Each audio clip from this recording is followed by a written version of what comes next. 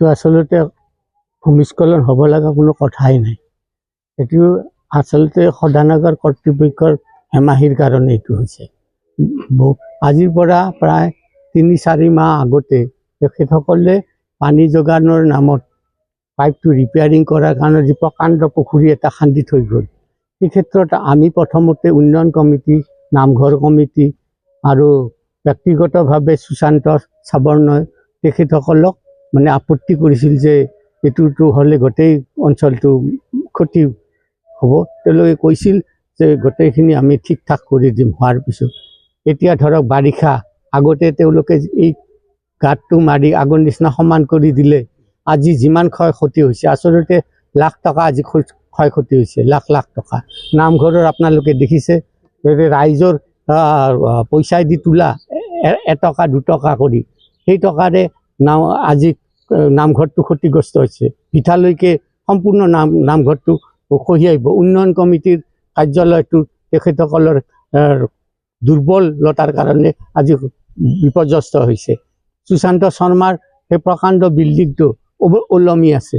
তেখেতৰ আজি এইখিনি ৰিপেয়াৰিং বা নতুনকৈ কৰিব লাগিলে কিমান লাখ টকা লাগিব। গতিকে আজি আমি ৰাইজ আচলতে ৰিফাইনাৰী কৰ্তৃপক্ষৰ ওপৰত আমি মানে বিতৃষ্ট, আৰু তেখেতসকলক আমাৰ এই ক্ষতিপূৰণ কৰাৰ কাৰণে আমি ৰাইজৰ ফালৰ পৰা তেখেতসকলক দাবী জনাইছোঁ। আৰু এই তেওঁলোকৰ যিটো মনোবৃত্তি, এই মনোবৃত্তি সলনি কৰাৰ কাৰণে আমি অনুৰোধ জনাইছোঁ। যেতিয়া আমাৰ এই পাইপ ৰিপেয়াৰিঙৰ কামত আহিছিল গুৱাহাটী ৰিফাইনাৰী কৰ্তৃপক্ষই, আমি কৈছিলোঁ যে আমাৰ যাতে পাব্লিকৰ ৰাইজৰ একো ক্ষতি নহয়, আমি উন্নয়ন কমিটিৰ ফালৰ পৰা কৈছিলোঁ।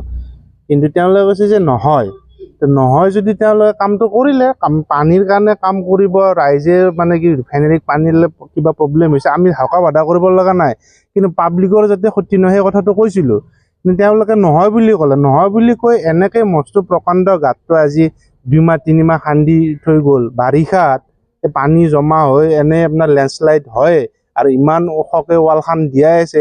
কাষত আমাৰ সেইটো শিৱ মন্দিৰ, নামঘৰটো, লগতে আমাৰ উন্নয়ন কমিটিৰ কাৰ্যালয়টো, লগতে আমাৰ কি হৈছে ৰাস্তাটো এতিয়া ঢালাই কৰা ৰাস্তা আছিলে, এই যে ঢালাই কৰা ৰাস্তাটো মানে আধাৰ পৰা ফাট মেলি পেলাই আহিছে। এতিয়া আধা মানে এতিয়া এইফালে যিকোনো মুহূৰ্তত এতিয়া মানে ৰাস্তাও আধা খহি আহিব, এইটো চাইডে আহি যাব। গতিকে চাওক এই মাটিবিলাক কেনেকৈ প্ৰকাণ্ডকৈ গাঁত খান্দি গোটেই আমি এতিয়া ক'ব যে পাহাৰৰ মাটি আহিছে, লেণ্ডশ্লাইড হৈছে, কিন্তু আমাৰ পাহাৰৰ মাটি এটপাও নাই ইয়াতে। এই গাঁটা খান্দি পেলাই এইবিলাক গোটেই মানে কি মাটিবিলাক তেওঁলোকে থৈ দিলে। তেওঁলোক আমি জনাইছোঁ এতিয়া আমাৰ এইখিনি যিখিনি মানে কি ক্ষতি হৈছে তেওঁলোকে ব্যৱস্থা কৰি ক্ষতিপূৰণৰ ব্যৱস্থা কৰক। আমি ৰাইজৰ ফালৰ পৰা তেখেতসকলক এইটোৱে ৰিফাইনাৰী কৰ্তৃপক্ষক এইটোৱে জনাইছোঁ। ৰাতি আমি ফোন কৰিছিলোঁ কিন্তু তেওঁলোকে ফোন ৰিচিভ নকৰিলে। আমি উন্নয়ন কমিটিৰ ফালৰ পৰা ফোন কৰিছিলোঁ, তেওঁলোকে ফোন ৰিচিভ নকৰিলে আৰু নাহিলেও। গতিকে এইখিনিয়ে আৰু আমি আপোনালোকৰ জৰিয়তে তেওঁলোকক জনাবলৈ অনুৰোধ কৰিলোঁ। চাওক, যেতিয়া প্ৰথমতে তেওঁলোকে এই কামটো হাতত লৈছিলে, ঠিক আছে, তেতিয়া তেওঁলোকৰ ফালৰ পৰা ইঞ্জিনিয়াৰ আহিছিলে, আমাৰ অসমীয়া ইঞ্জিনিয়াৰ পঠাইছিলে তেওঁলোকে, ছিনিয়ৰ ইঞ্জিনিয়াৰ, লগতে ছাউথ ইণ্ডিয়ান কেইজনমানো আহিছিলে। আমি পূৰা সহযোগিতা তেওঁলোকক জনাইছিলোঁ। তেওঁলোকক আমি কৈছিলোঁ যে তেওঁলোকে মোক কৈছিলে যে আপোনালোকৰ ঘৰটো সেইখিনিৰ পৰা অকণমান খান্দিব লগা হ'ব পাৰে, ঠিক আছে, তাৰপিছত আমি সেইখিনি ৰিপেয়াৰ কৰি দিম।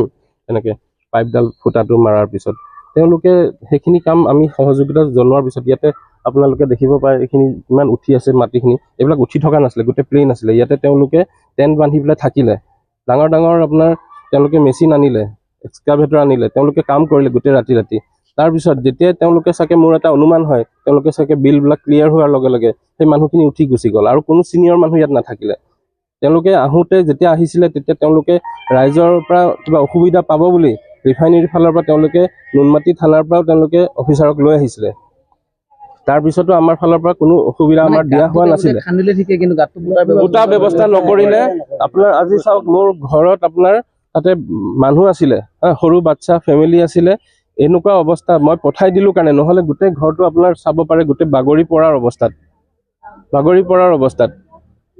তেওঁলোকে আহি পেলাই তেওঁলোকে ক'ব বিচাৰে যে আমাৰ মানুহখিনি নতুনকৈ বহিছে। আমাৰ 95ত ইয়াত কাৰেণ্ট টানা হয়। মোৰ দেউতা ঢুকাই গ'ল। আজি যদি এই ঘৰটো পৰি যায়, মই ক'ৰ পৰা বনাব পাৰিম?